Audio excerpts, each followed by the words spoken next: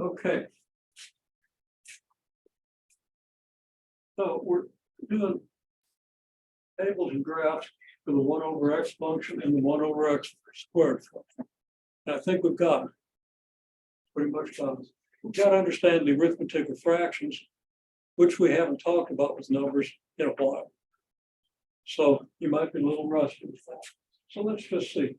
Okay, this function, we see that if x is -2, then 1 over x is 1 over -2. Okay. Well, 1 divided by -2 is division of a positive number by a negative. We get a negative 1 over 2. Okay. Now for 1/2, of course, we get 1. Sorry, for x equals 2, we get 1 over 2. Just 1/2, right? And that's just negative 1/2. So when we get to the graph, y is going to be negative 1/2 here. It's going to be positive 1/2 here. Okay, so let's say when x equals 2, y is going to be 1/2. Okay, I think we put it well oriented with the graph. We know how to plot points. Let's just get the y scale here. There's 1, there's 1/2. Okay. When x equals 2, y equals 1/2. That gives us this point. And what do we do about this point? Well, it actually equals -2. We're going to get y equals -1/2, which is like right here. Now, unfortunately, it's this one. What happened?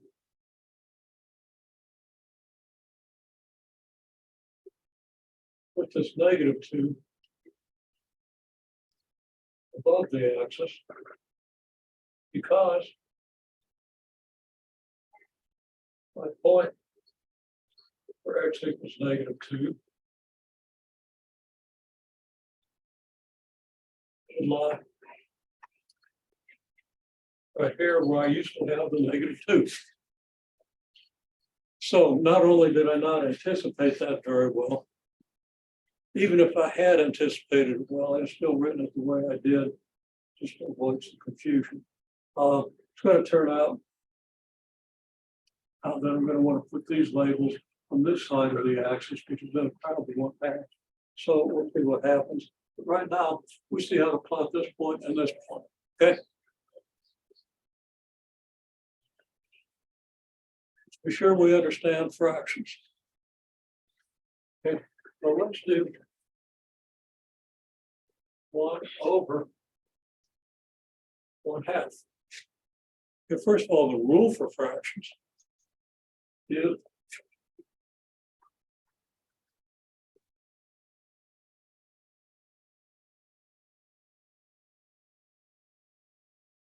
we divide by a fraction. Well, we write it as divided by the fraction. When you divide by a fraction, you flip it over and multiply. Okay. And that equals 2. So when x is 1/2, y is 2.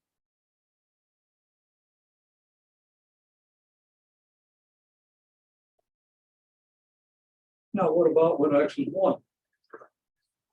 Well, when x is 1, y is 1 divided by 1, which is 1. Now, the only graphs we've seen in this course when we did linear functions. Get to the x-intercept and the y-intercept, draw a straight line. Okay? Remember doing that. It's been a while. Okay? In any case, x equals 1, y equals 1 gives us this point. And everybody did fine plotting the points. I just want to point something out here. Once you had the points, once you had the numbers, nobody had any problem on the graph with that, and we did real well with that. Okay. Once you get this point and this point, you might think we'd have a straight line if you didn't have this point. But this point clearly tells you you don't have a straight line. Okay. So curve. Just like this. Okay. Everybody got the graph? Got that curve. Now on this side,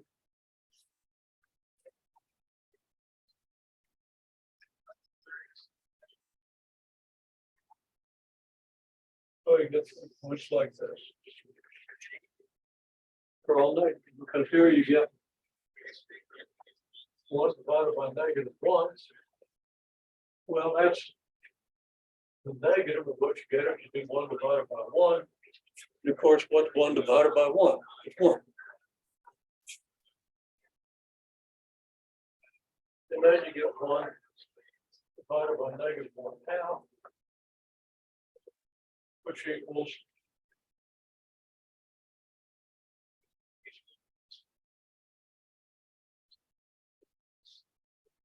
1 divided by -2/1, or 1 times -2/1, which is -2. So with those points, we get this. Okay, with those values, we get these points. Now, let's try to understand as best we can why 1 divided by 1/2 is 2. Well, how many times does 1/2 go into 1? Okay. How many of these does it take to make this? Right? I see people with sheepish grins in their face. You don't need a stupid rule to divide 1 by 1/2 because it works. Now, you do need the stupid rule, which is not at all stupid, if you want to divide 1 by 73/47. Okay? Because you can't visualize that. I mean, you can kind of visualize it. 73/47 is bigger than 1, so the real's going to be less than 1, right? If you divide a number by a bigger number, you get a number that's less than 1. Divide a number by a smaller number, you get a value that's greater than 1. If you just understand what fractions mean in terms of this picture, it becomes pretty clear. If you divide 1 by 2, well, it takes 2 ones to make 2. So if you divide 1 by 2, you're going to have 1/2. Okay. It makes perfect sense when you think about it in terms of what it really means instead of the rules. And then you extend that to the rules so that you understand why you do the things you do. So you don't forget the rules. Okay. Okay. Now, I think people did pretty well with this, so let's just see how it works out. And not everybody had a chance to do this. -2. This means 1 over -2 squared. And I wrote that pretty small. So another thing is, you lose all this insight if you use a calculator. Okay. All you understand if you use a calculator is, yeah, those are the numbers. Okay. So I want you to do this without a calculator by writing everything out. Okay. Now, if you want to confirm it on the calculator, that's even better. Okay. If you want to work it out using the rules, because you got to use the rules throughout to get to rational expressions. You know, x squared plus 5x plus 6 over x minus 1 times x plus 2 over x plus 3. Okay, or divided by, so you got to flip it. Okay, we've done that. And I know that it's engaged your brain because I've seen you do it right. Are you going to remember it when you need it in pre-calculus? I doubt it. But you'll have those brain cells connected so that when you see it again, you say, oh, I remember that now. Okay, and oh, look, I'm using the same numbers, or same rules that I use for these fractions. Geez, that's cool. Okay, because the rules apply no matter what expression you have. Just a couple of rules. Why are the rules the rules? It's because it takes 2 of these to make this. And extend that idea. Okay. don't punch it into a calculator and think you understand it. You don't understand anything when you punch numbers into a calculator. But if you understand what's going on and then punch numbers into the calculator, it confirms whether you're thinking right or not. Okay. So I stress this. You understand these functions if you understand what happens to the numbers, not if you can punch them into a calculator. Okay. And the open math allows you to punch numbers into a calculator. That's fine because when you do the open math, whether they give you credit for it or not, and they don't in this particular slide, but I will. Okay. When you get to the, if you got it right, then most what I saw looks right. Okay. I don't know why they're not giving you credit. And I should have warned you about that, but I keep forgetting.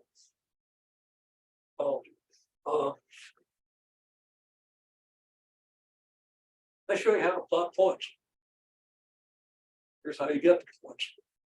Using real mathematics, not bypassing it with calculator. That way, because right now, the Artemis probe is up there doing something really cool. It's up there waiting for the moon to catch up with it. So the moon sucks it in, so it orbits the moon. Okay? That's pretty cool. Okay? And right here's the mathematics you need to understand a lot of that. Now, we'll do something with it. You're not going to have to understand the physics. But I'm going to do it in the context of a little bit of physics. Okay? Just about energy, potential energy, and kinetic energy, and stuff like that. Just to show you that this stuff has meaning and has uses. Okay, so anyhow, -2, you do 1 over the square of -2. What's the square of -2? It's 4. This phrase, I don't even know which fingers to operate, but yeah, there it is. Okay, sometimes the wrong finger pops up and I get in trouble. Okay. 1 over -2 squared, that's 1/4. For -1, you get 1 over -1 squared, which is 1. -1/2, you get 1 over -1/2 squared, which is 1 over 1/4, which is 1 times 4 over 1, which is 4. Okay. So you just do the arithmetic. And this gives you then 1/4 and 1 and 4. Okay. So now if we do this graph,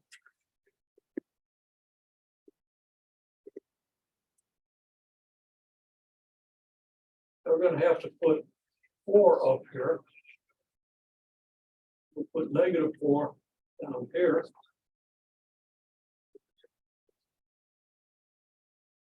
And I can't really do this to scale. If the X scale was the same size as the Y scale, this would have to be squinched up a lot. So I'm just going to. But my X scale doesn't have the same size as my Y scale. Like on the X scale, this is 2. On the Y scale, that distance is 4. Okay. That's perfectly legitimate as long as you understand what's going on. Actually can give you insight in the way this things behave.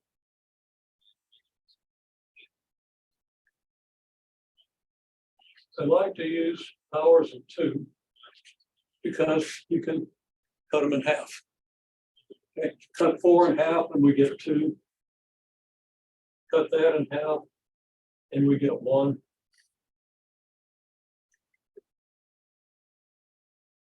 Cut that in half and we get 1/2. Cut that in half and we get 1/4. I don't have room to label those. But just like I cut 2 in half to get 1 and cut 1 in half to get 1/2. Doing the same thing down here. I cut 1 in half to get 1/2. And then I cut that in half to get 1/4. Okay. Like Thanksgiving, I do the cooking at Thanksgiving. It's one meal of the year that I make because nobody else can do it right. And they're glad to let me do it. I'll do pumpkin pie. It's real pumpkins. Okay. It's supposed to take the rind off, aren't you? Sometimes I do, sometimes I don't, but it tastes good anyway. No, you gotta take the rind off. Cut it in half, bake it, scoop it out, blend it up. It's really pretty easy. Okay, that pumpkin pie. I love pumpkin pie. I'll take half of it. But then somebody else says they want half of what I got. It's okay, I'll share. Still a quarter of a pie, right? Okay. Okay, let's pause here because we have a question. Okay, got a real good question for clarification here. How do we get? You're talking about this one, right? The one below. This one? Yes. Same way. Oh.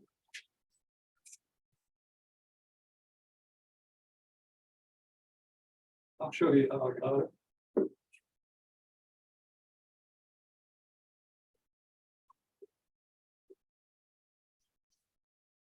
That's how. Okay. Let's see if that clarifies it, because that was wrong. Okay. So still we have a question about 1/1/2 squared, let's say.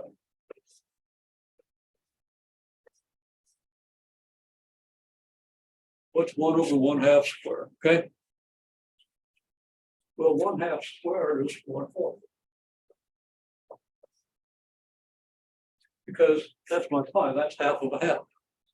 Now, formally.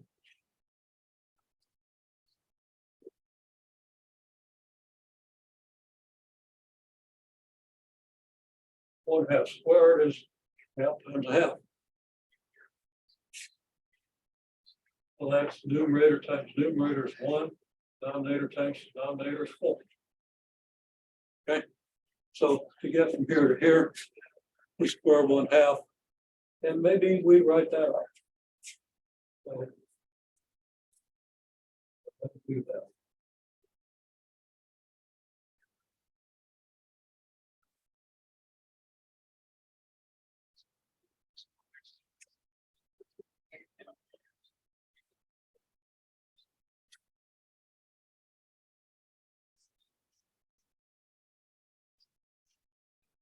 Okay.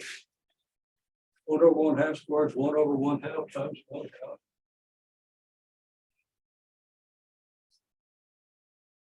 Of course, 1/2 times 1/2, multiply the numerators, multiply the denominators.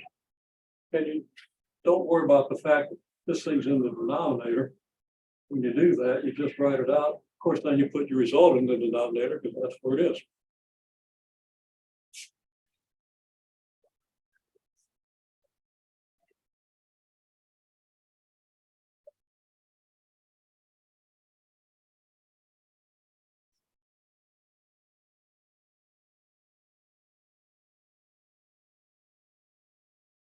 And then the rest is pretty straightforward. You flip the divisor and multiply. Then the multiplication, get in detail, 1/1 times 4/1. Now you multiply numerators and denominators, you get 4/1. That's 4. Those steps need to be practiced, need to be pretty automatic. The more automatic they are, the less trouble fractions and rational expressions are going to give you in pre-calculus. Okay.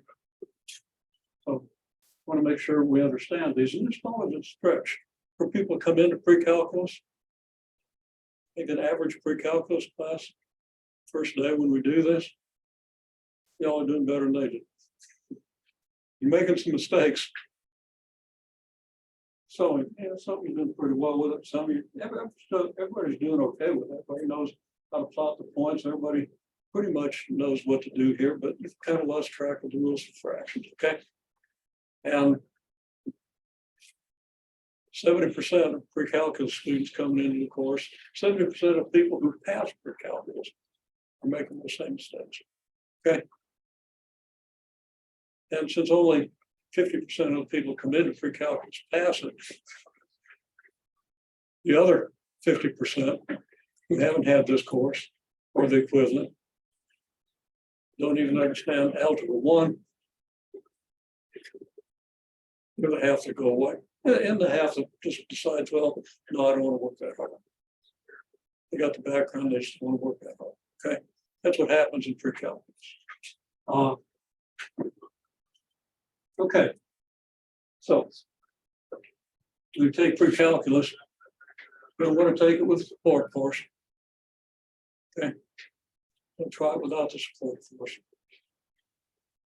It's not a good idea. It's a critical course that you need for certain curriculum. The curriculum that you're in probably wouldn't be in this whole track. That's two courses that basically don't transfer anywhere or anything, but they support you so you get through the key course, and it really is a key course. Okay, it's a watershed course. You get through that, and a lot of things are open to you that they wouldn't otherwise be. Be prepared to work really hard. Okay, and ask questions like you do. Work it out in detail. It'd be a little scary because it's a little bit of fear to motivate you, but don't let it paralyze you. Okay. I mean, some days, yeah, you just got to get paralyzed, but don't let it continue more than a few hours. Beat your head against the wall for a while, get a good night's sleep, come back and look at it again. Okay. Now, nothing here you got to beat your head against the wall. You know all these rules, you just lost track of. Okay. Okay, so hopefully this helps. Well, what do we got now? We got to talk about the moon, but we got to do this first. I know that you're here just because you want to talk about the moon in the space. Okay. Even though you didn't know I was going to talk about it, you probably figured it out, right? Okay. So we plot the points. Well, that's easy. Okay. I don't think anybody's going to have a whole lot of trouble. -2, 1/4. Well, here's 1/4. That puts you way down here. Way over. And that points so close to the axis, and I'm actually going to make it blue so you can see it. And then this point for x equals -1, well, it's going to be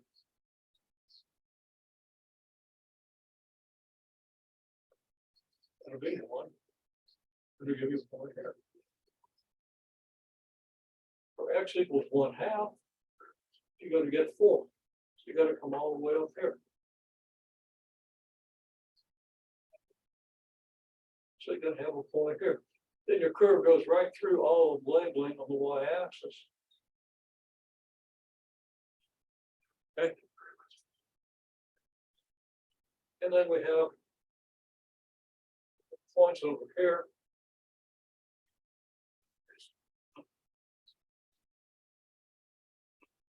They're just reflections of the points we have on this side.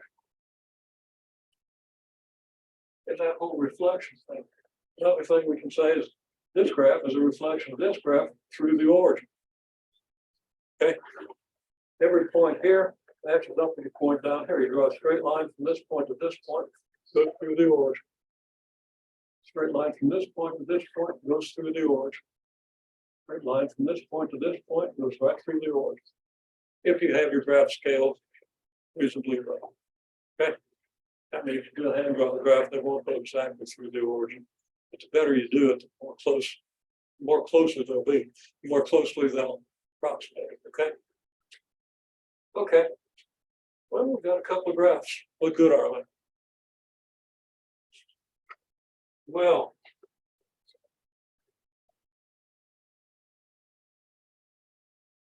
the last several days, I've been tracking the Artemis spacecraft. Okay, because if something goes wrong, what's NASA going to do? They're going to call me, obviously. If I'm not up on it, yeah. If they're making a mistake with their observations, how are they going to know if I don't tell them? Okay. Okay, let's see here. A little bit. of the screen. And still. See my favorite yellow. Okay.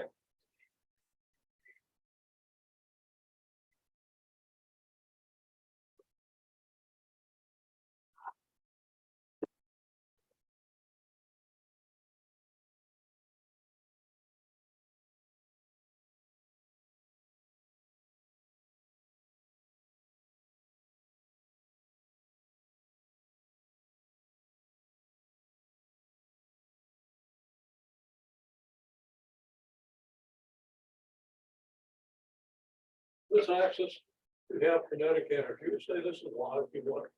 Okay, probably using different letter, but right now kinetic energy. You don't have no kinetic energy for this. But you got a feel on kinetic energy.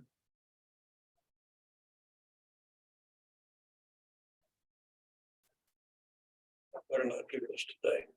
Hurt that shoulder. I won't do it very well. Okay. I just reaching up for something. Yeah. No, I can't reach out. I think. Let's see. Yeah, that does good. Okay. I walk slowly into the door.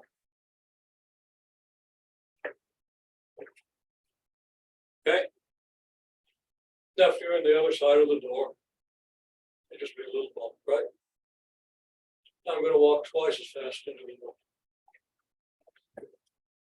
Okay. And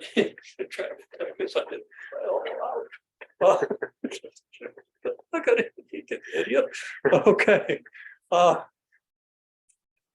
Twice as fast, I hit the door 4 times as hard. If you've been the other side of the door, you've gone through the other opposite wall. Okay.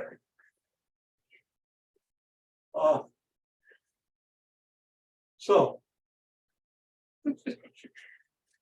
just a bruise, little one. But that elbow's been bothering me too. It's sore from doing overhand curls. Can't do underhand curls because this side of the elbow gets sore.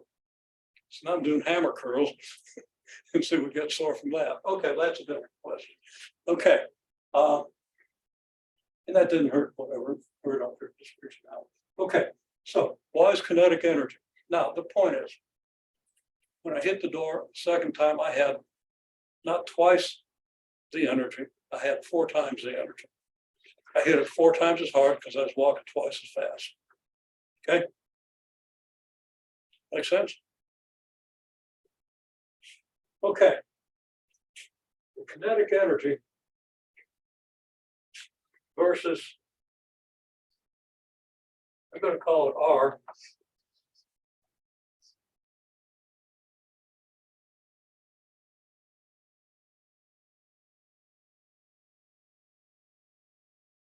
That's the distance from the Earth. Okay. It looks just like this curve.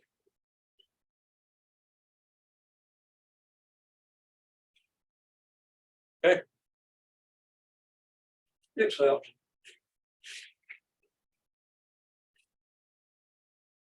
it's down a little bit more. Because we didn't give it enough kinetic energy to keep going forever. Okay, if we give it enough kinetic energy and shoot it out there and it doesn't hit anything or get too much influence by another planet or star or galaxy or whatever, it theoretically will keep going forever. It'll never come back. Okay.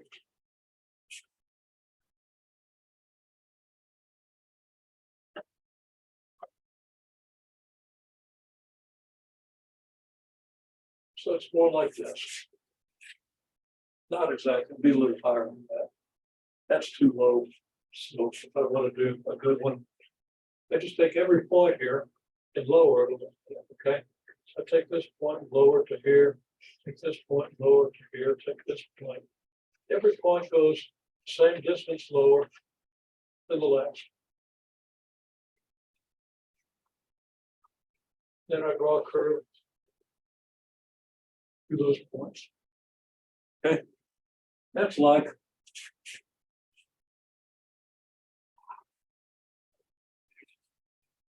1 over R minus, gotta have a good symbol for this.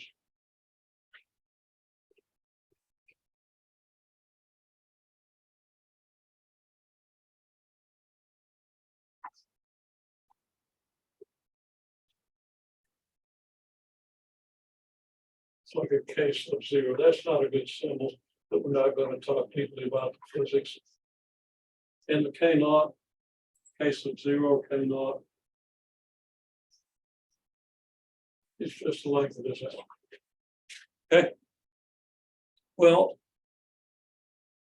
in the first 2 weeks of the pre-calculus class, you construct this function and you see what happens if you transform this graph by raising it, lowering it, stretching it out, or compressing it. Okay, still has the same shape. But if you compress it, you do that by just changing the scale. Instead of 2 here, maybe this is 2 million.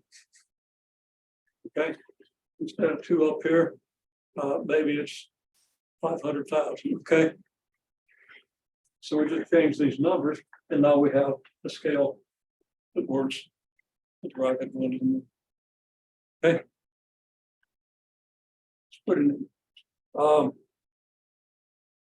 That turns out that the kinetic energy, if you want the speed of the thing,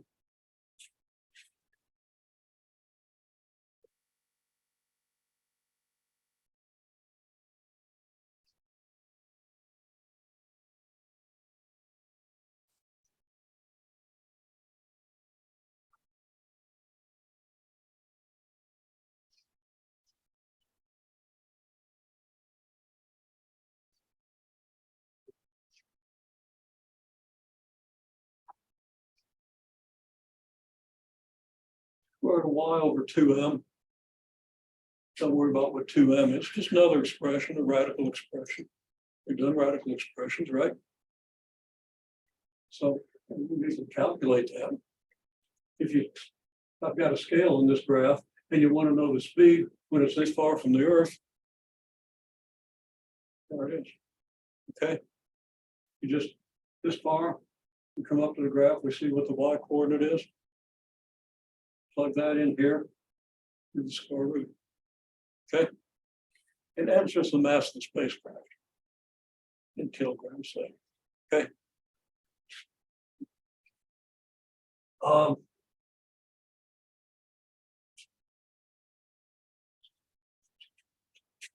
This is like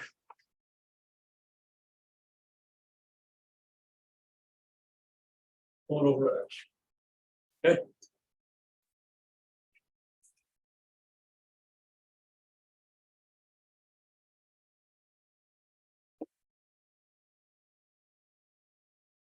And what we're learning here is how to do the algebra that's involved with this and work out the numbers. I'll say that you're not likely to have a good understanding of this unless you do that arithmetic of fractions that we use in just making these tables. Okay, you might be able to do the algebra of it, which, I mean, at the level of rocket science, it gets really hairy. Okay, but at the level of just basic physics, and I've got a physics class coming in here in just a little bit, and we're going to work out more detail on this. Okay, but in that class, these people are really good. They're going to be good engineers. They've had a calculus course. They've done well on it. Taking differential equations course right now. They're doing fine. They've lost track of this. So I'm going to review this. Calculus-based course. We're going to go all the way into the calculus of it because we're in that chapter right now, coincidentally, which is just wonderful. Okay. And of course, I'll understand all the mathematics because they're well versed, but they're not thinking in those terms until you review this one. It'll click for the next one. people with some serious background here. Okay.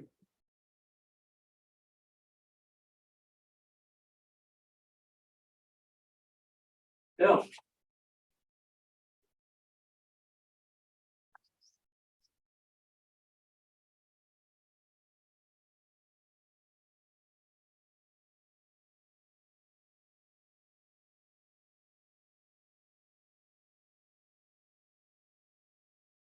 Gravitational force of the Earth and the spacecraft. We'll do just what we've done. Now, this is no longer 2, 1, and 1/2. It's something. Okay. That we could easily calculate if I knew the mass of the spacecraft, which I could look up. Just put what's the mass of the Artemis. But there we have it. So we have these, and then we have this point, and this point, this point, this point, this point, and this point. Just tell you, these are just like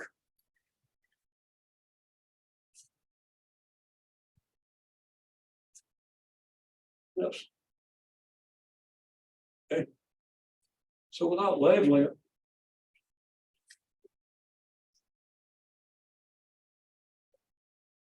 we can put 3 points in this graph so we have the right shape.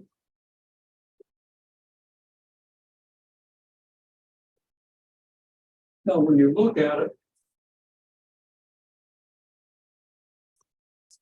this looks a whole lot like this, but it flattens out with them.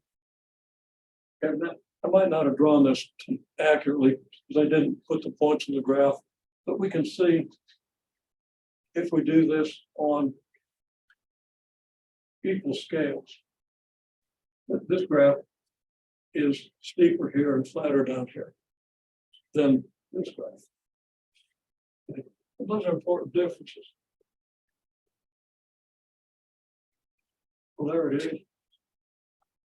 Okay, let's say that this is at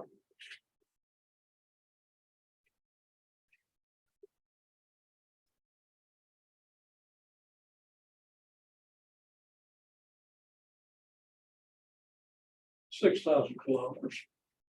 Okay. And R is distance from the center of the Earth.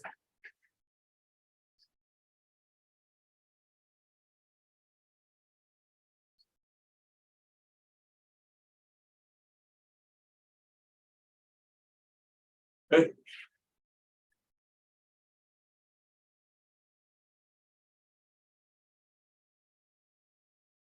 Actually, right now, we're at about 6,400 kilometers from the center of the Earth. Okay. About 4,000 miles. You don't orbit spacecrafts closer to the center of the Earth than that. Because you get close to the center of the Earth than we are, you're underground. And you get a lot of friction. Kind of burn up right away. As a matter of fact, you don't do it in the atmosphere. Moving too fast. Don't have enough energy to keep moving and they burn out. Okay. So you got to do it above the atmosphere, at least 200 miles up. You do it lower than that, but you run into a little bit of atmosphere, which sucks out the old kinetic energy. Get away from the atmosphere, no more kinetic energy. Okay, well, that's finished. You don't have to know that. Put a little bit of meaning behind these graphs. Okay. So right now, the spacecraft is about 400,000 kilometers away. Okay. 400,000 is how many of these? Well, 400 goes into 6 goes into 400 almost 70 times. So to do the graph of what the force on the spacecraft is out at 400,000 kilometers, we'd have to go 70 times this far. Now that's over an inch. 70 inches is 6 feet, and 6 feet is my outstretched arms for my height. So we'd have to go out there about 7 feet. Okay. How low would this graph be at 7 feet? Be really low. Okay.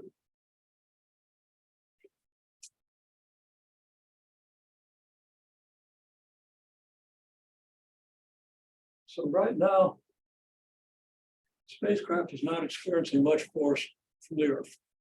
Okay. Now the force that experiences from the moon is going to take over, because the spacecraft right now is about 50 times closer to the moon than it is to the Earth. Okay, so the moon doesn't have nearly as much mass as the Earth. So forces you get from the moon are about 1/80th as much as the forces you get from the Earth at the same distance. Okay. So 1/80th of this is what it's way down here. Okay.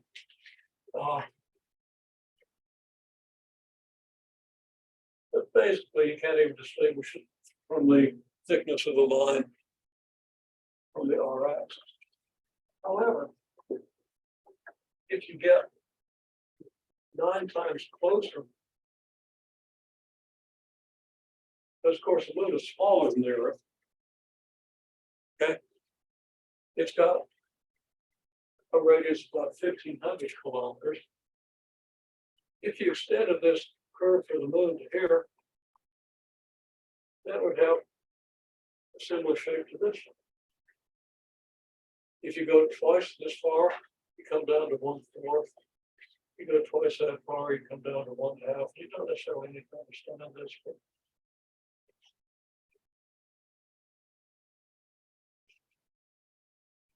so this is a force of the moon.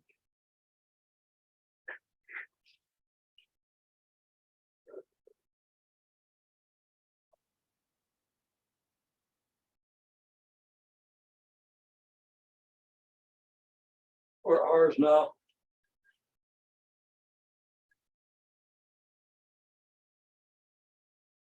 isn't considered a big fluke. What's happened? Fire the spacecraft, we fire it in an orbit, and then we give it a kick in this orbit and kicks it out into an orbit here. Okay. Sometime for about 7:30 this morning, the thing slowed down to where it was hardly moving away from the Earth at all. Okay. Last night, around midnight, it had been 4 a.m. It was down to under 100 miles an hour. Okay, you drive a car as fast as that thing's moving away.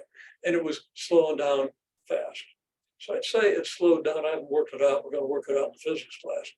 Slowed down almost to a stop. That was actually kind of, it stopped as far as getting away from the Earth, but it was curved around like this. Okay. Formed an ellipse out of the orbit. And now the moon's coming along. Okay. Well, what did they do? They fired the rockets. Boosters. It increased the kinetic energy like crazy. Okay, thing was going about 90 miles an hour. Now it's going about 3,000 miles an hour. It's going away from the moon because it's got to get away from the moon because it's too close to the moon. The moon's going to suck it in. It's going to crash. Okay, you got to get it out here. You give it just the right speed, so when the moon comes along, it'll go into a nice smooth orbit around the moon. Then they're going to give it a kick and put it out in orbit around the moon. Okay, these two curves govern 99% of everything they're doing. Okay, so I would ordinarily digress to something like this, but it's totally relevant to what we're doing here. It's tables, it's an assignment you have, gives you an idea what these curves might be worth. Now,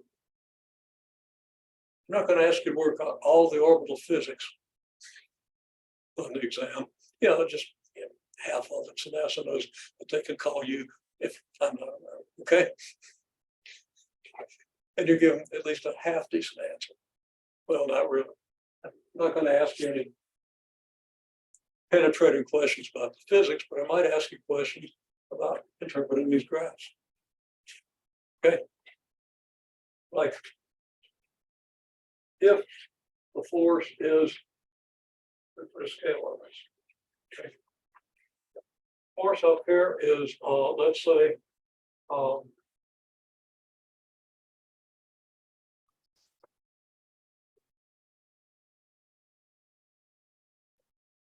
20,000 pounds. Okay. That's at 6,000 kilometers. Okay. How far are we here? Well, for 6,000 kilometers here, and how far are we when we're here? 12,000, right? And how far are we when we're here? Well, this is twice as far as this. Then, of course, this divided by this is 2. Okay, 4 times as much, 24,000 kilometers. So we got, and this is now the moon.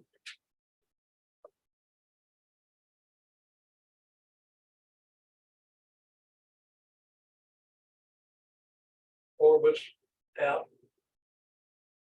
about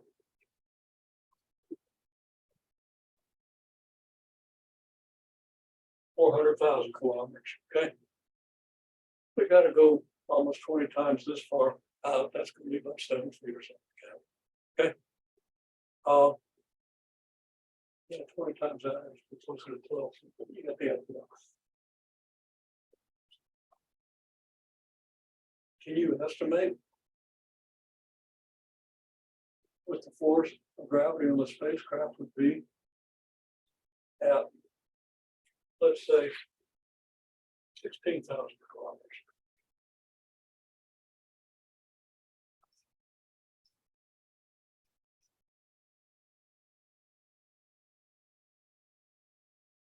How would you estimate the force? I mean, pause this thing. We're out of time, so I'm not going to run you off if you have places to go. Okay, now the point I want to make is, okay, at 16,000 kilometers, what should the force be? Well, you got a point on the graph here that says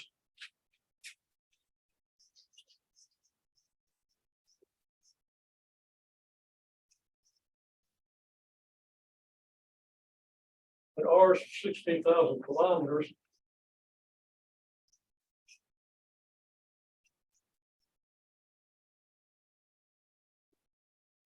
Looks like Y is about 2,500 pounds. Okay. Which is 1/8 of what it was up here. And there's this, here's half of that, here's half of that, and here's half of that.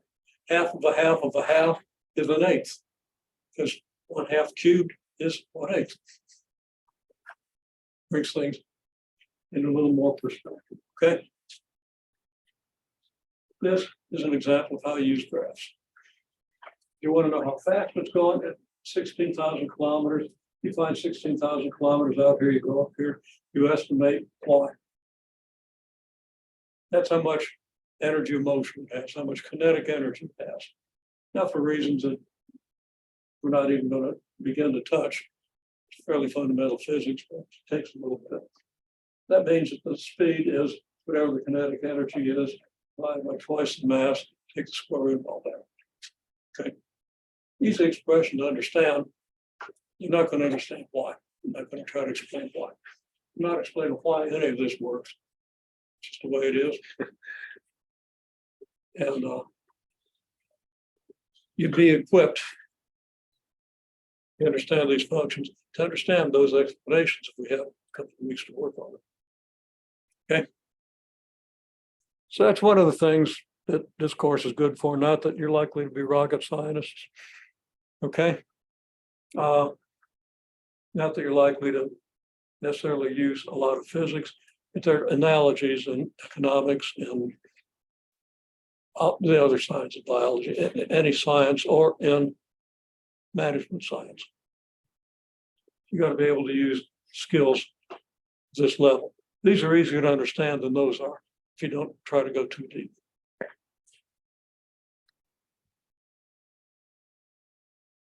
And a question, why this takes 4 times, why is it like energy 4 times as much, okay? My first response is, it's really easy to figure out that if you want to double the speed of a vehicle, you're going to have to burn about 4 times as much gas as you did to get the original speed, okay? Demonstrate here, everywhere this thing is in the incline, it experiences the same force. Start anywhere in this incline, its motion is going to be the same. So the force is always the same. Now, if I roll this thing down the incline, okay, change a little bit. It gets up to some final speed, right? So that force did work on it. If you multiply this distance by how much force was exerted, that tells you how much the kinetic energy changes. Kinetic energy is 1/2 of the mass of this thing times the square of its velocity, which is where this comes from. You don't have to remember that. Okay. If I want to know where it reaches half of that velocity, I can measure that. I can measure how fast it's going at the end. I can measure how fast it's going at a point here. And right there at 1/4 of the way down, it's going to have half the velocity. That's a demonstration, whether you totally understand details, okay? But you're getting enough mathematics that you would be able to deal with the mathematics in that situation, okay? You have enough mathematics that you can do that. So that's my answer to the question for now. Don't know how convincing that is. There are other things we can do in here. We got all kinds of stuff set up in here where I could really convince you until you absolutely have to believe it, whether you want to or not, okay? Because that's the way it is. Okay.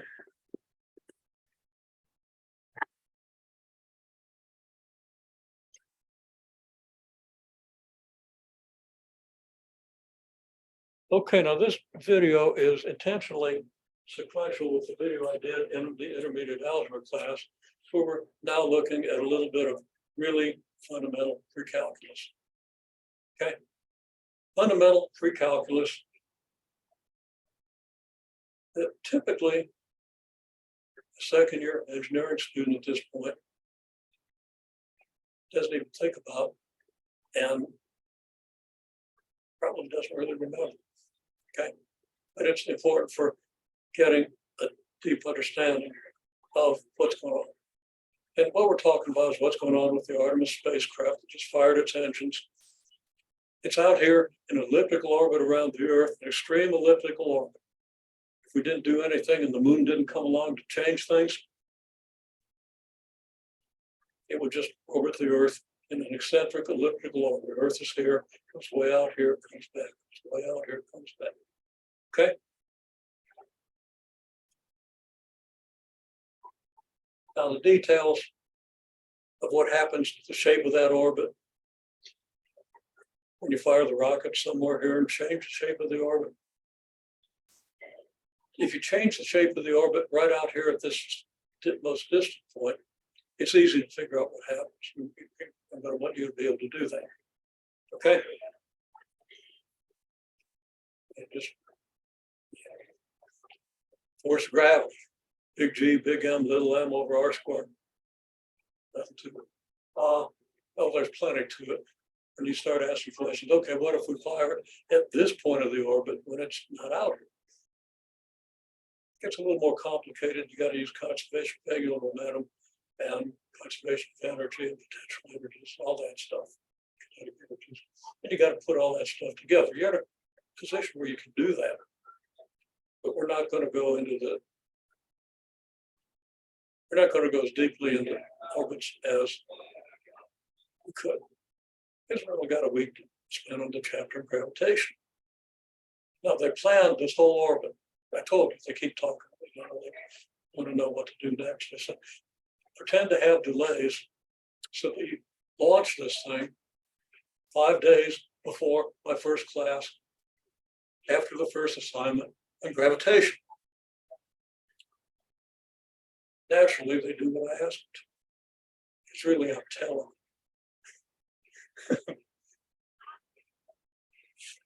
I'm just using mind control, really, that's all. Okay, so we've got this situation. So spacecraft is out here a few hours ago, 7:30 this morning, 7:24, I think. I told them, well, it's time to fire the rockets because the moon's coming along. We don't want the thing to get sucked into the moon when it's this close. So fire the rockets, give it about 3,000 miles an hour, about 4,000 miles an hour in that direction.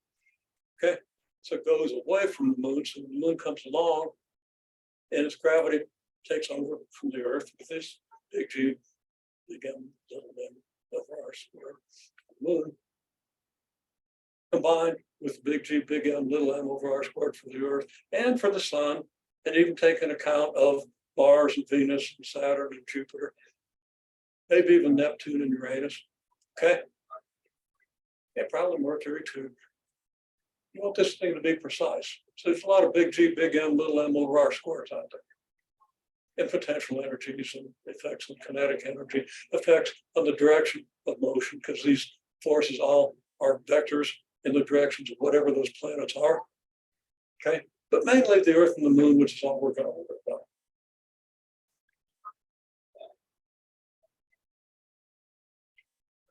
Okay, so you got to get this thing precisely where it needs to be. So when the moon comes along, it's going to orbit. It's going to come down to within about 130 kilometers of the moon's surface. And it'll orbit a couple of times, then it gets behind the moon and they fire the rockets. It goes out into more eccentric orbit around the moon. Now, it's not a perfect eccentric orbit around the moon, because it gets far enough away from the moon that the Earth's gravity makes a significant difference. You got to put all that together. We're not going to do that, maybe individual calculations. Okay. If a vector from the moon to the planet is here, and the vector from the Earth to the moon is here, then what are the two forces that you combine to get the resultant force? Therefore, the acceleration of this thing. And what does that acceleration do to the orbit? Okay, how does that acceleration affect the orbit? It's all quite simple. If you just think about the Earth and the moon. Again, getting the function that describes that orbit is not simple. But that involves partial differential equations and all kinds of stuff. You're doing some differential equations, great. But you got a ways to go before you're ready to do the rocket science. You know, you're sophomores. You're going to be engineers. You're going to be good engineers. Okay? Or physician's assistants. You're going to be a great physician's assistant. Okay? Probably not going to have the opportunity to be a physician's assistant on a rocket going to the moon or Mars, but maybe. If so, you'll understand what's going on. Okay. Okay, very good. Well, that introduction. Let's go back to basics. Graph of 1 over x. Okay. I can construct a graph of 1 over x just using these simple x values. And here's all the arithmetic. X is -2, 1 over -2. It's not going to surprise you. It's -1/2. If that's not obvious to you, it means two calculator dependent. Okay. Now that's obvious to you. And then all these values, you know, what do you get if you get to 1/2? What's 1 divided by 1/2? Well, in my intermediate algebra classes, okay, what do? Then remember, write it as division, take the reciprocal and multiply. Okay. Why do you do that? Why is 1 divided by 1/2 2? It's the answer to the question, how many times 1/2 go into 1? That's what.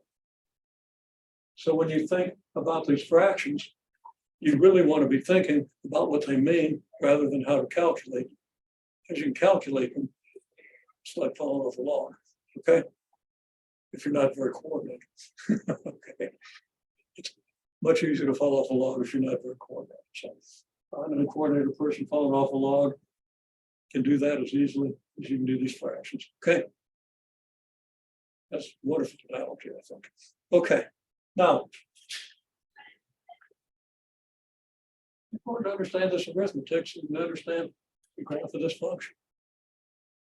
Now, what's the graph of this function have to do with everything that we're doing right now? Let's talk about that for a second. Okay. Now, 1/x² function. Okay. I didn't get much of an answer on my question here. It's pretty obvious, but not totally obvious. This should be totally obvious. Maybe it isn't, should be. Okay. Here's a reciprocal square function. The arithmetic is simple, but make sure we understand, like dividing 1 by 1/4 is 4, because it's the answer to the question, how many 1/4 are there in 1? Okay. Not because your calculator tells you this, not because your calculator says 0.25, and you have to know that 0.25 or 4. If you do 1/4, it represents it as 0.25. And 0.25 goes into 1/4 times, sure, or 4 quarters in a dollar. Okay, all kinds of connections, but a deep understanding of why this reciprocal square gives you 1/4 of 2 and 4 at 1/2. Not just because your calculator tells you, not because the habits you've developed about arithmetic tell you, but because you understand it. Now, why is it important to understand that stuff? It's because of the connection of this to the physics that we're dealing with right now. So can you tell me in a minute, when this thing finally pauses after a 1 second delay? 2 second delay.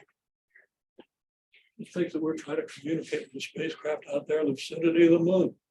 Okay. How long it takes electromagnetic radiation to reach the moon. Okay. So we send a signal, there's a 2 second delay. Actually, 1 1/3 seconds. Okay. Almost 3 second delay in round trip communication. Okay. That's something you should know. Everybody loves the age of 7 should know that. Well, maybe 13 years. If students are not in a position to understand that much about speed and time, by the time they're 13 years old,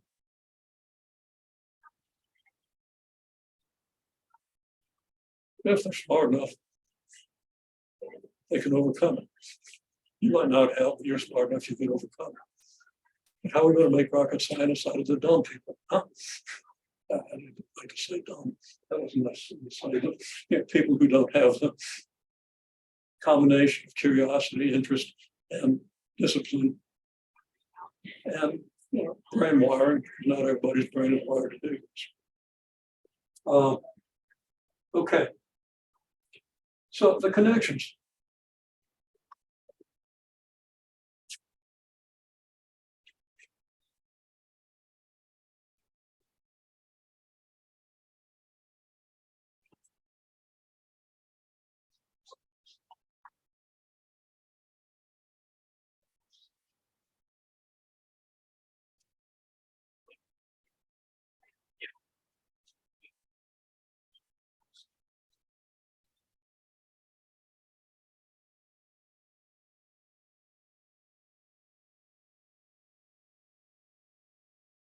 I think I would have anticipated that could multiply this by a number rather than divide it by a number.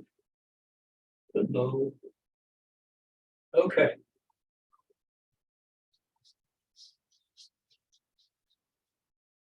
And then same thing. Okay. Of course, then we could just redo this curve.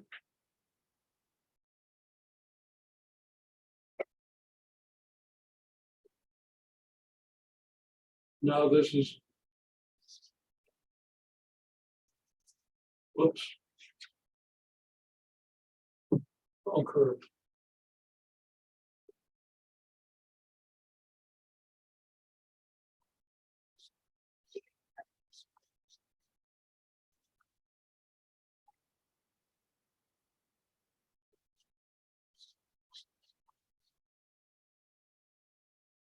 Okay, so here's 4 big G, big M, little m. Here's big G, big M, little m.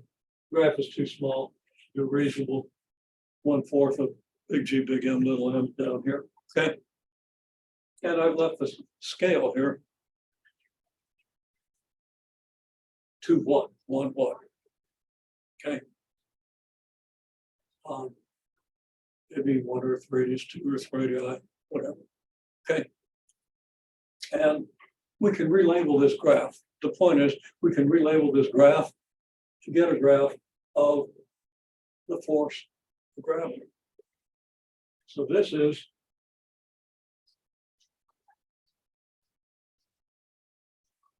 F versus R. Okay, over here,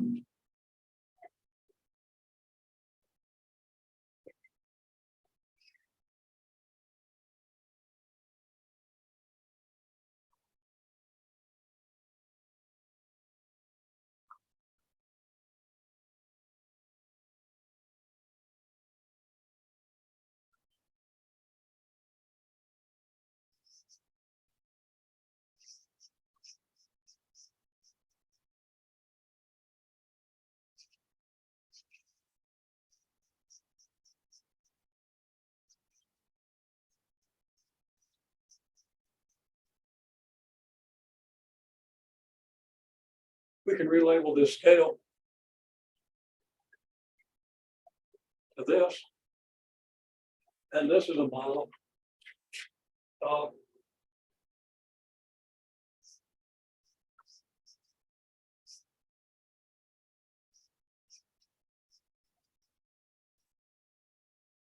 potential energy.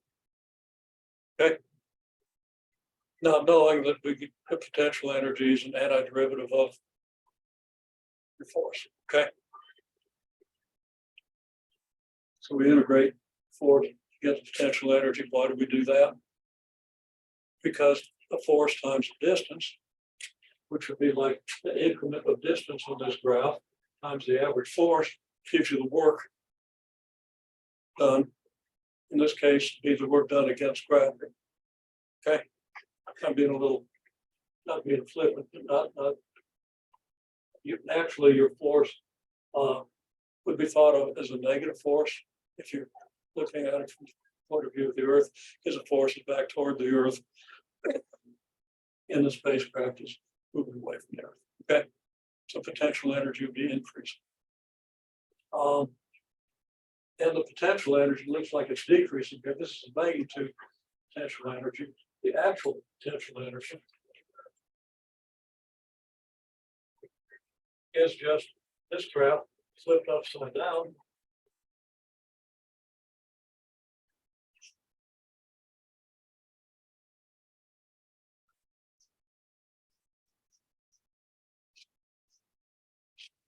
Six. Okay.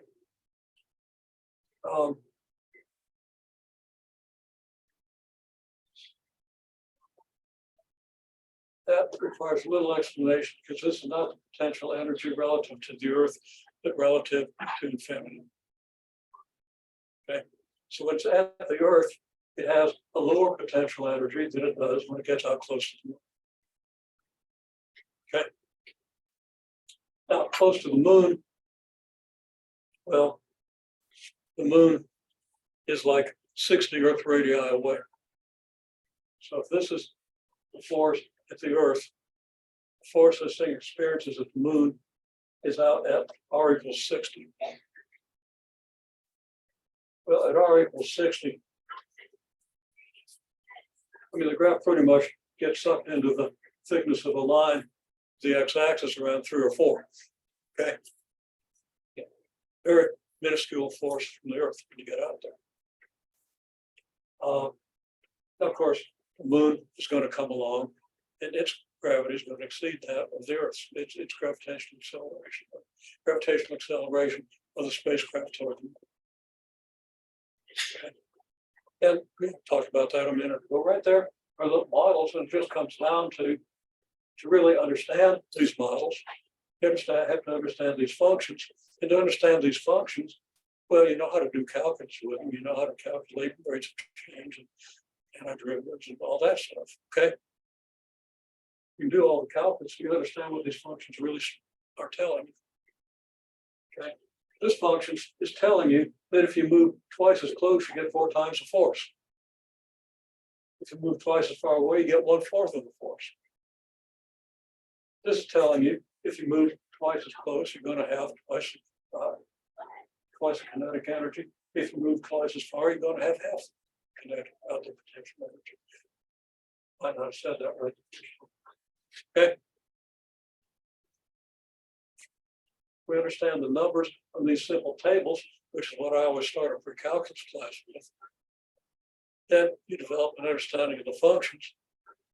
Probably complements what you know about these functions from calculus.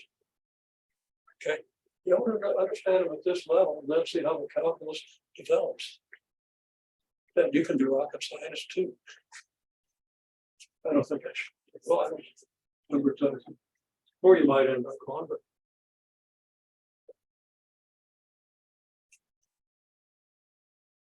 grandson's going to be a power systems engineer in a few months. He's on a rocket team. Okay. Tasked with putting the fins on the rocket. Doing some creative stuff there. I have to ask him how that goes along.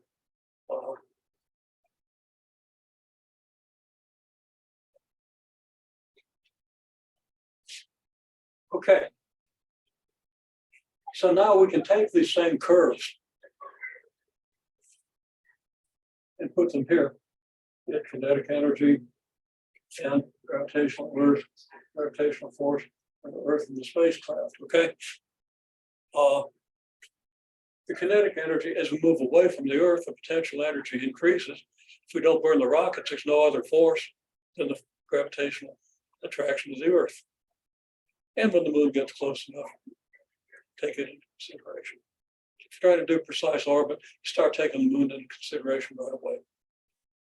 But it's not having a significant effect at this point. I'm just curious on that, burning curiosity. I want to see how fast the thing is moving right now, as opposed to how fast it was moving a while ago. Okay, at least, I mean, I know, but I want to see what they're telling everybody. Okay. Right. Okay. I'm telling you that right now, the spacecraft is moving at 3,660 miles an hour. That's down from 3,666 just a few minutes ago. And its distance from the moon is increasing. Okay. Now the distance from the moon has been decreasing because the thing was moving pretty slowly out here and pretty much moving more or less perpendicular to the direction the moon is approaching it. The moon's been steadily approaching at about 2,000 miles an hour.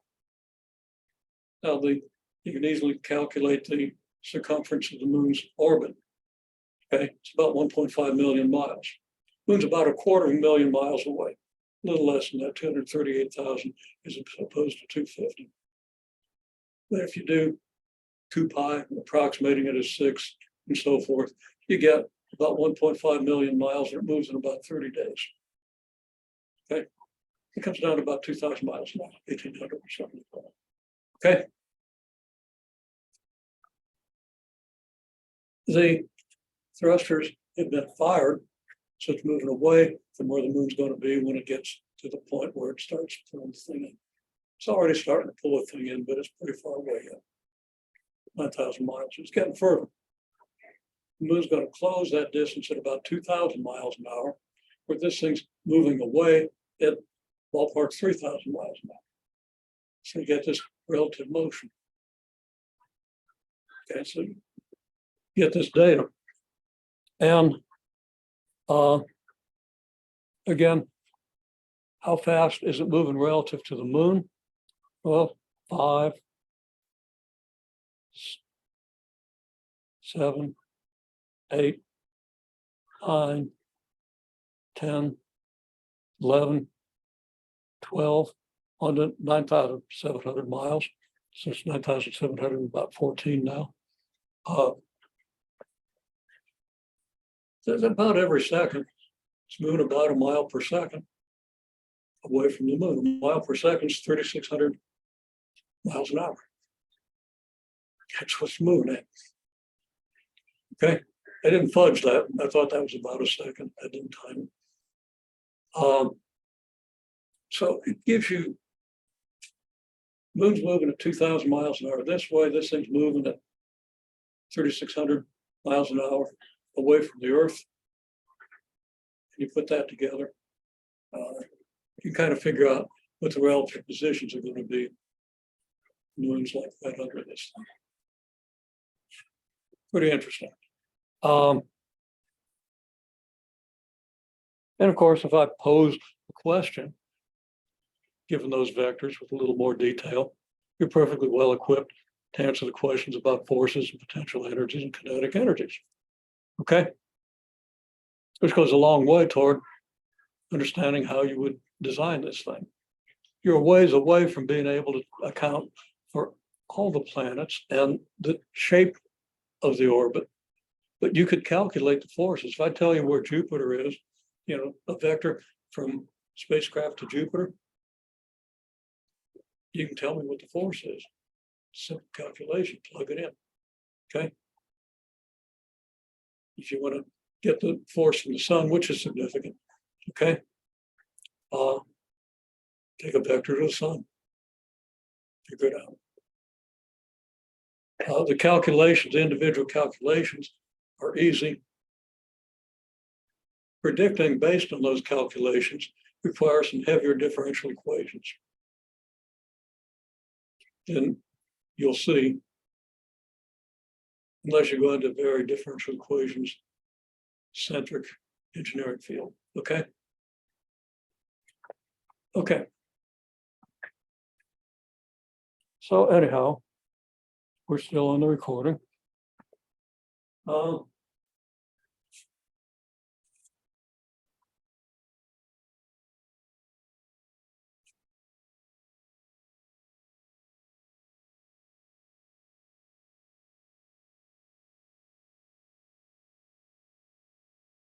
let's do a little picture. Here's Earth.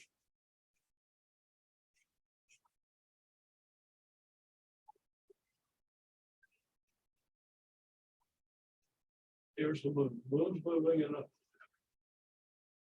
fairly circular orbit, slightly eccentric around the Earth. Okay. Here's a spacecraft at approximately the same distance from the Earth that the moon is. Not exaggerating distances and so forth. And I don't know in what direction they fired the thrusters. I would guess straight away, because there's no reason to design the thing to do them otherwise. No reason that I can think of, but there could be plenty of reasons. So more or less straight away. So the velocity is here. And this velocity is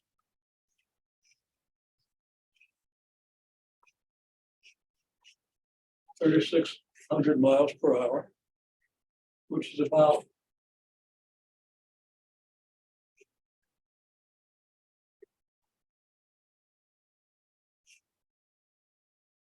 I've got that wrong.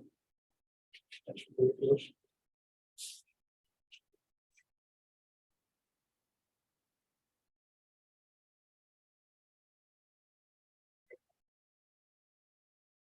So I'm saying that's true.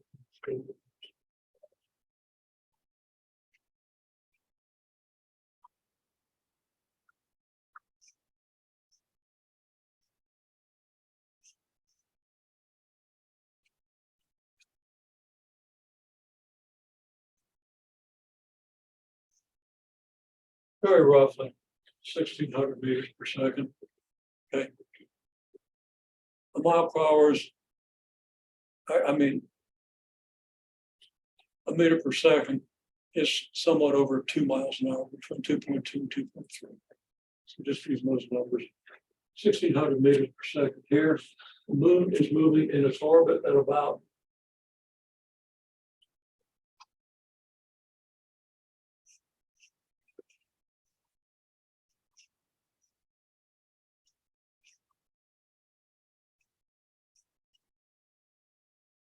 1,200 miles per hour, about 800 meters per second. And again, from the 28.2 days, whatever it is, it takes the moon to do an orbit. And the distance of the moon's orbit was around 238,000 miles. You can figure out how many miles an hour. It's very simple. Just find the circumference and divide by the number of hours in 28 days. So we have this.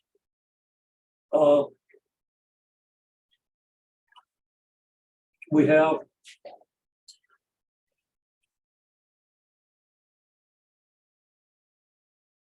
the force of the Earth on the moon. I mean, yeah, we do have force of the Earth and the moon, it's like moon orbits. But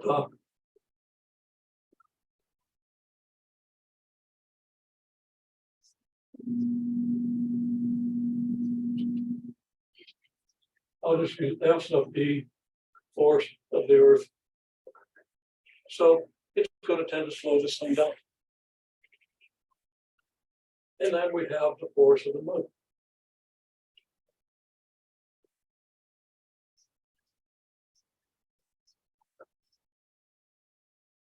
That's a little vector like this, but I can draw it a little bigger.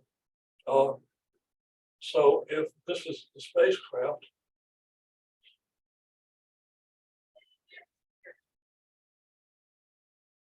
keep the color straight. Okay, it's got a velocity.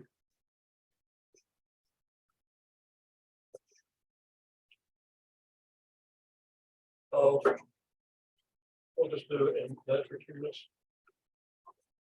These are approximate. You can do the conversion more accurately, obviously.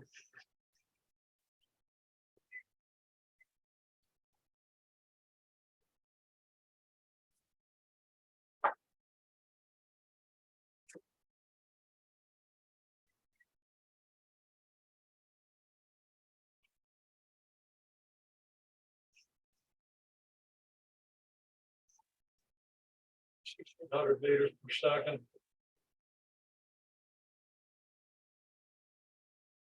And force of the Earth. I want to make it bigger than that.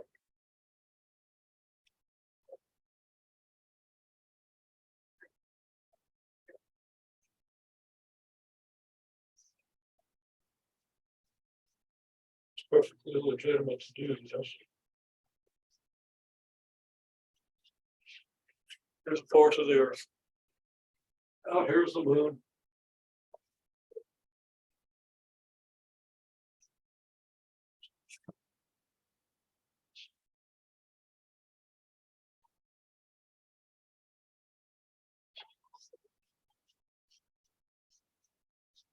Force of the moon. Okay, I'm going to give you some numbers and ask you to do some calculations. I'm going to ask you to calculate these forces, assuming that this is radial and therefore very nearly perpendicular to the force on the moon. Okay. So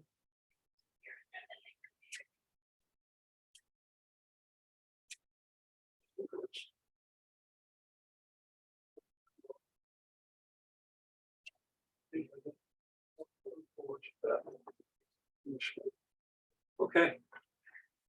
That's how much more I've got here. It still isn't.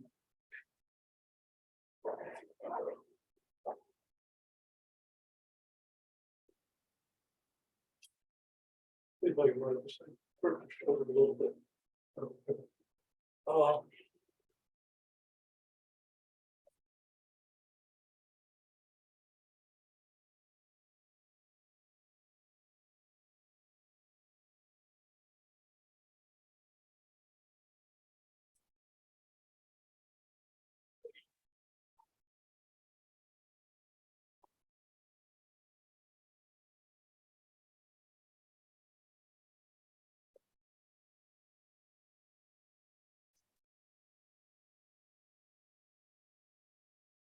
I'm not totally sure about the mass of the moon, but we're going to assume it's 1/80th mass of the Earth. It's very nearly 1/4 of the radius, which would mean it's 1/64 4 to the third power of the volume, and it has somewhat less density, because the Earth is denser toward its core than the Moon is. Okay, so I think 80 is pretty close to the ratio. If it's not, well, you set it up using a computer, Excel spreadsheet, or a real piece of software. I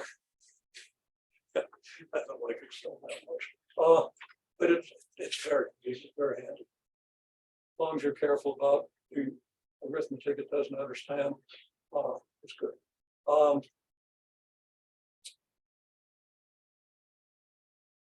So that's a kind of quantity you could put in a fixed cell. You do all calculations in reference to that fixed cell. You know what I'm talking about? So you could change it if you needed to change your answers. Just change it with, in a different ratio. Okay, but let's go with this because I think it's fairly close. What are the forces? And let's assume the mass of the spacecraft. Right now, really want you to just work it out in symbols. Okay. Oh yeah, the other thing you don't know, I didn't tell you.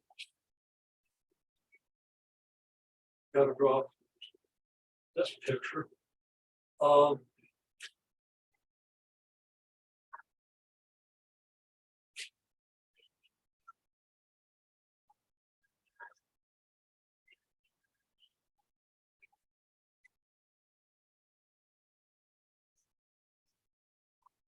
This vector is about, we'll just use 400.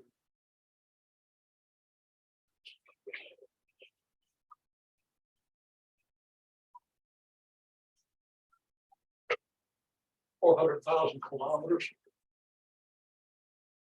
And distance to the Moon is around 16,000 kilometers.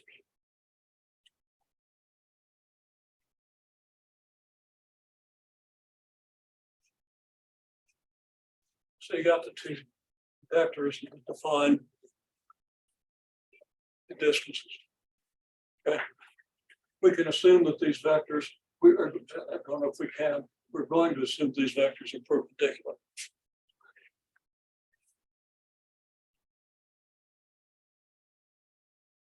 So you can, in terms of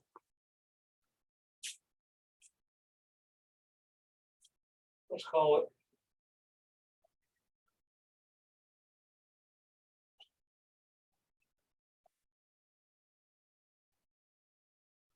this vector R sub P. This vector R sub L.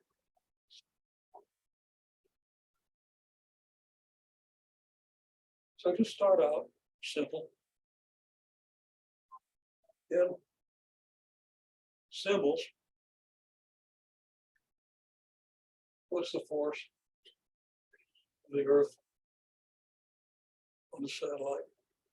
And what's the force of the Moon on the satellite? Okay. Then you can plug numbers in. Once you have the symbols tell you what you need to set up in a spreadsheet. If you're going to do this in a spreadsheet, they tell you what you got to put into a differential equation if you're going to solve a differential equation. And of course, I assume you know the expression for the law of universal gravitation, which I'll write down here just as I got it.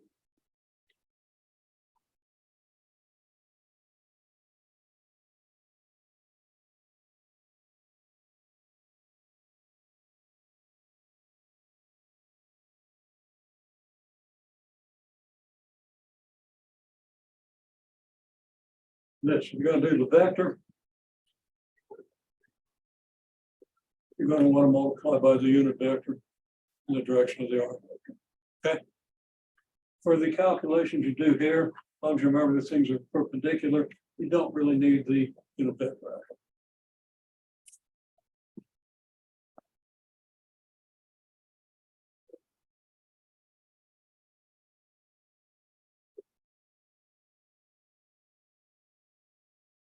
Okay, so we want to find the expression of the force exerted by the Earth.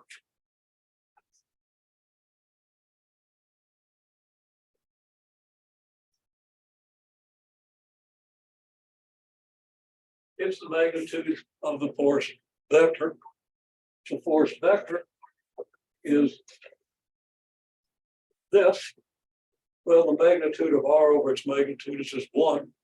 So this has a magnitude of 1. So magnitude is just the expression that you've been using, big G, big M, M over R squared.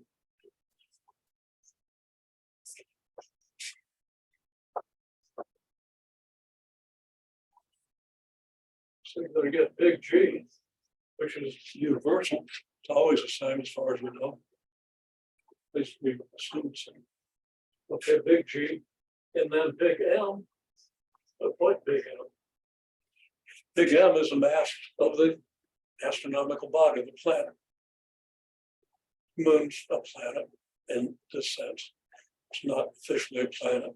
It's a satellite of a planet, but it's big enough to be a big M. Okay, compared to the older spacecraft. Okay, that's big MC. Oh, because we're calculating the force due to the Earth. In the picture, which is admittedly small, here's the Earth, here's a satellite, and you have a picture of mutual gravitational attraction. The satellite being attracted to the Earth being attracted to the satellite. The Earth doesn't really notice that much. The satellite certainly does. You know, the Earth has a huge mass, very little acceleration from its force. Okay. This thing has significant acceleration from the Earth's force. And then you got your little one over R squared, but R is, you got to get. You got the Earth and you got the satellite, right? The picture goes, this is, here's the Earth. And here's Artemis. Okay. And now right through the name of the Earth, now Artemis, you got the mutual gravitation force.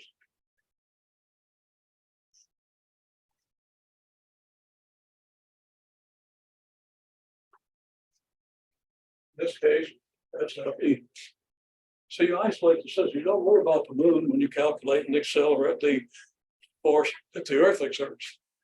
The Earth exerts the force it does, the moon exerts the force it does, and you can resolve those forces and get the result force.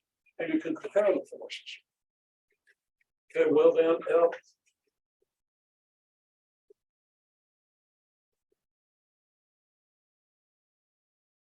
the moon is magnitude of the upper moon, which is big G.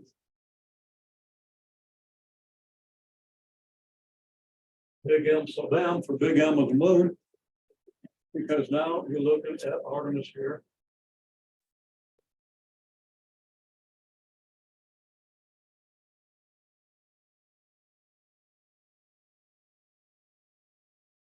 And the moon here. And you have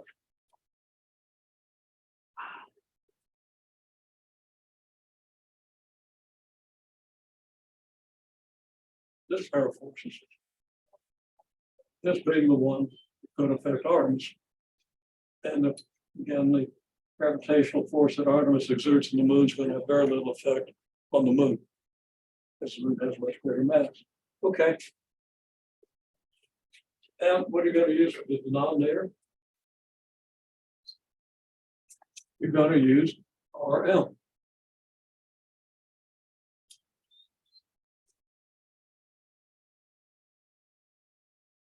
Well, you can do better. What's RM? That is our big M sub M is big M sub B over 80. So this is approximately equal to big G, big M, E, little m over 80.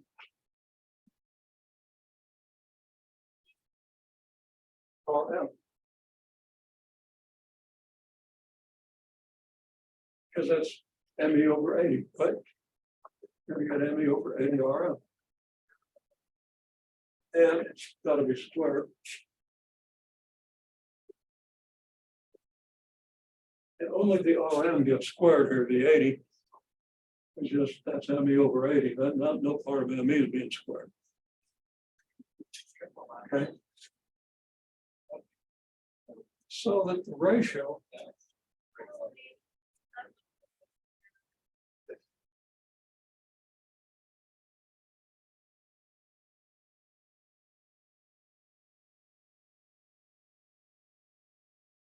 well, see if you give me the ratio of force of the moon to force on the earth.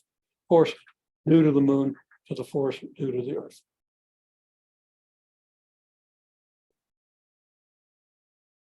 Now, if you didn't get it, it's simply a matter of vocabulary. What does a ratio mean? It's one thing divided by the other. Okay. So the ratio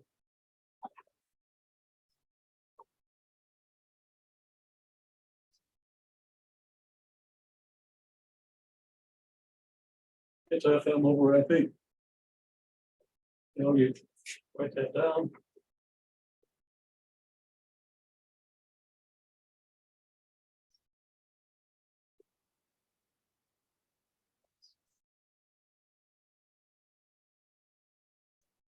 Divided by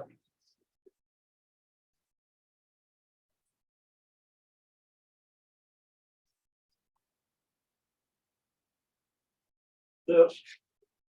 Well, the algebra is real straightforward. You got to do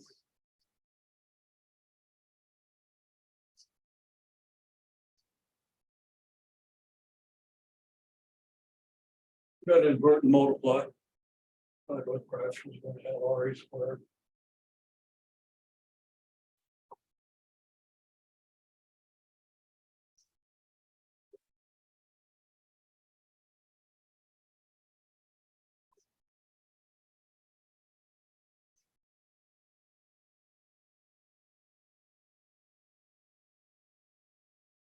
Okay. Makes sense? Okay, well, right now, ballpark figures, I could give you the exact, not exact, but the precise in-time figures, I assume, from the telemetry. Okay. If RE is 400,000 kilometers and RM is 16,000 kilometers,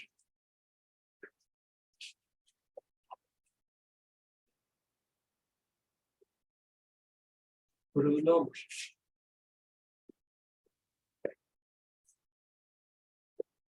You just got to plug in RE and RM.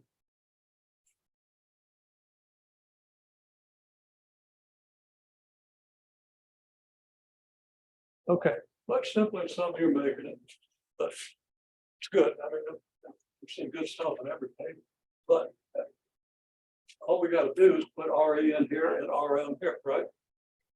So what I'm going to do is I'm going to say, okay, that's 16 squared.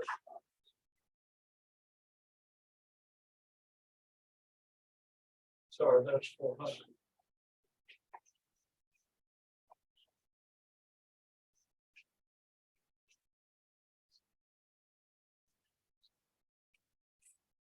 Okay. I didn't calculate RE. I didn't calculate RM. I mean, I didn't. Yeah, I mean, those things are up here, and we could solve for those things, but we know those things. We know RE is 400,000 kilometers and RM 16,000 kilometers, right? Now you could convert all that to meters and everything, but the ratio is still going to be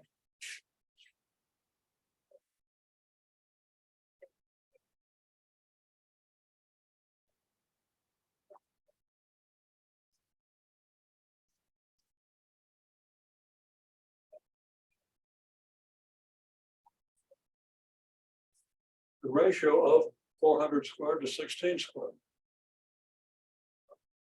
So you convert that to meters, you could use 4 times 10 to the 1/8 meters, and square it. And 1.6 times 10 to the 7th meters and square it. Okay.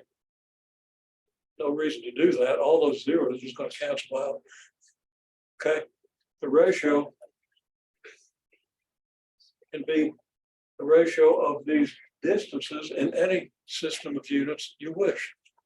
I'm using a system of units in which this is measured in thousands of kilometers. This is measured in 1,000 kilometers, kilokilometers, kilokilometers. They're measured in the same units, so I don't have to write the units down. If I did, they'd just divide out. Okay. So you want to be able to think a little more clearly about the ratio rather than finding numbers and you plug in your calculator and square and stuff like that. Now 400 over 16 is easy, that's 25.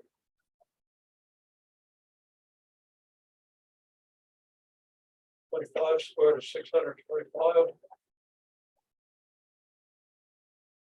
Oh, that's 580. Okay, that's something like 7.8. 7.8 to 7.9. Because 8 squared is 64. So it'd be 8. 8 times 8 is 640, just slightly less than 8, because there's slightly fewer than 8 of these in this. And rather than punching numbers into a calculator, get a better feel for it if you think about it. Reduce the numbers down to simple ratio. It's not always possible to do that. Sometimes the numbers are just so ugly you can't think about it. But you can think about these numbers and you can visualize it and say, okay, right now, what does this tell you about what the satellite's feeling?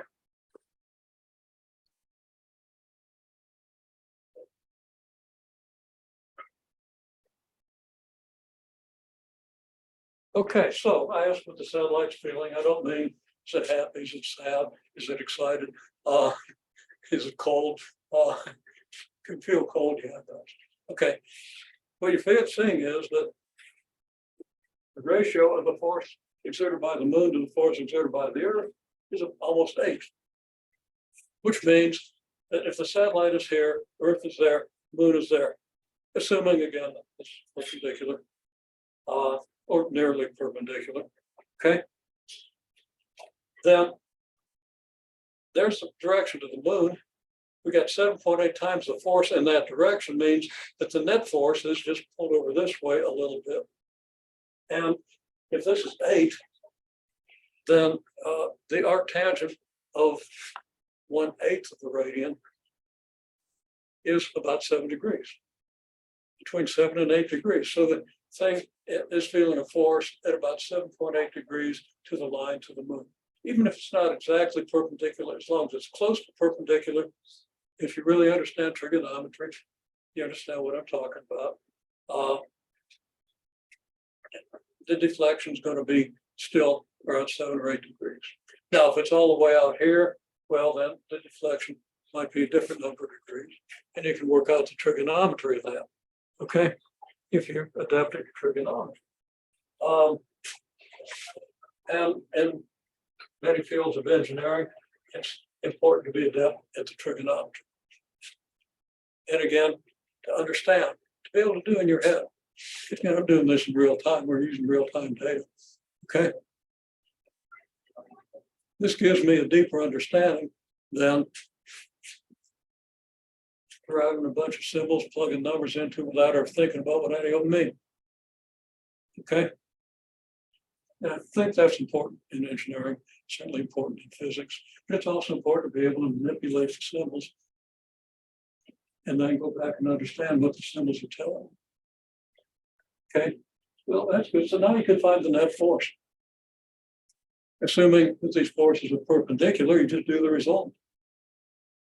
And you can plug numbers in and find the forces. If these are the right numbers, you can actually evaluate these things. And take this force times an I vector and that force times a J vector, find their sum, find the magnitude, find the impose a coordinate system. In this case, you might have a coordinate system with the y-axis going this way, x-axis going this way. So that the force exerted by the Earth is a negative multiple of J. And the force exerted by the moon is a positive multiple of I. And you would get some negative multiple of J added to some positive multiple of I, which is going to give you that force at 7 degrees. It's not going to differ much in magnitude from just the force exerted by the moon. About 2% difference in magnitude. Let's see, the ratio is about, the ratio of forces will be about 50. No, I'm sorry, ratio of forces is 8. And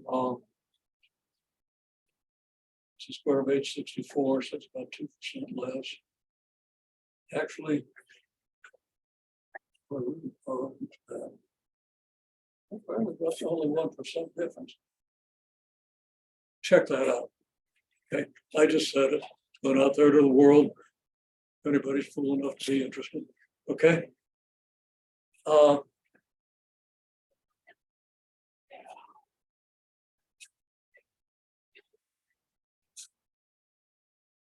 that's one thing we can do. Okay.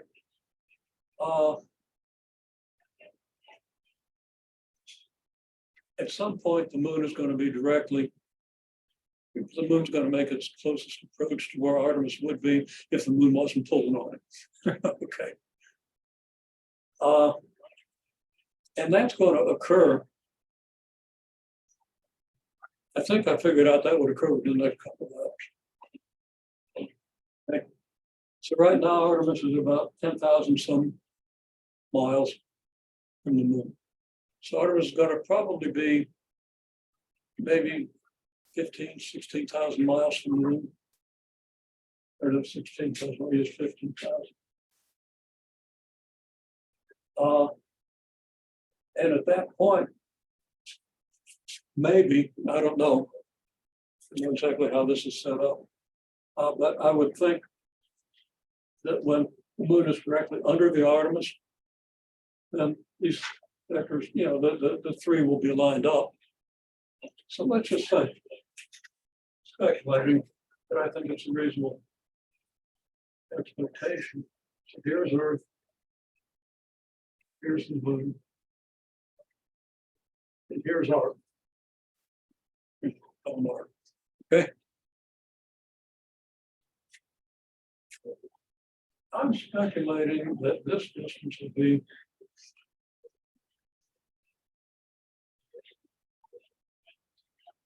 about 16,000 miles.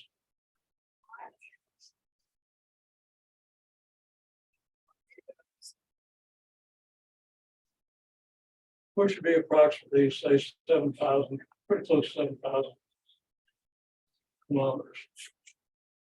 Okay. Then this distance, at the center of the Earth and the center of the moon, would be about 400,000.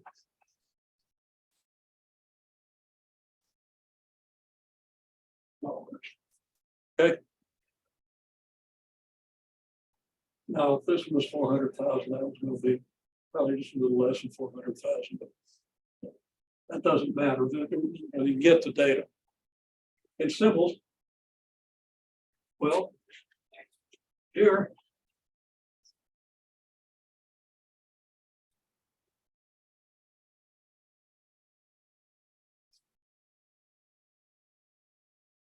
what's the moon over towards the Earth?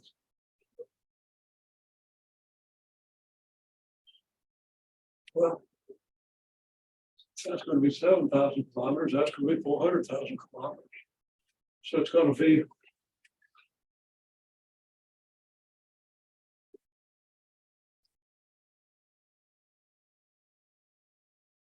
or 400 over 7 divided by 80. 400 over 7 is a little less than 60. 60 squared is 3,600. 3,600 divided by 80 is 45. Yeah. So I'm going to say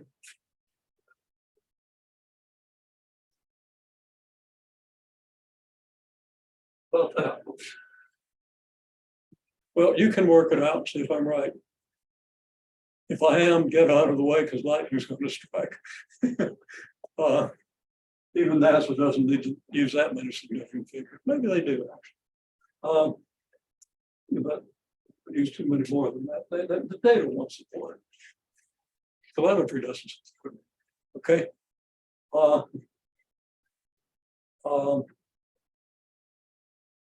So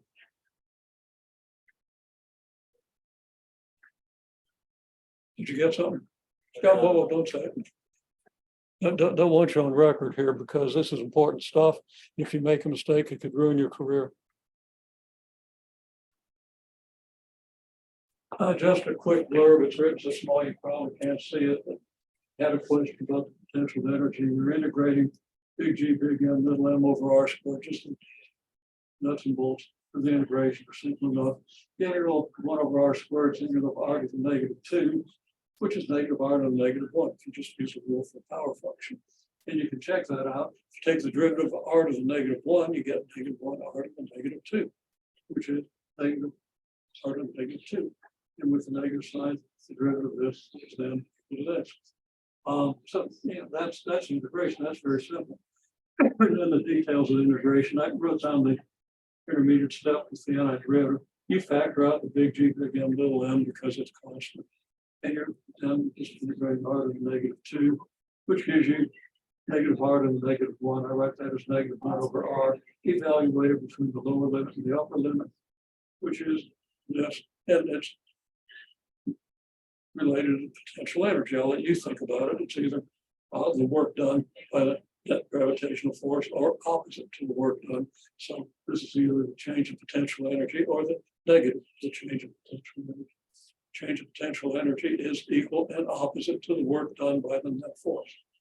The reason we integrate is because over any small increment of R and over any small delta R, this doesn't change much. This is force multiplied by delta R, which is distance, which is work. And the integral is just a summation of the work contributions from little tiny increments that in the limit approach infinitesimal. Okay, so there you have it. That's pretty much everything you need to know about the potential energy of gravitation due to the gravitational force between two masses. But of course, there's a lot of deeper insight in the whole thing that we ideally work out. You need to understand it. Okay. I should say have a great Thanksgiving.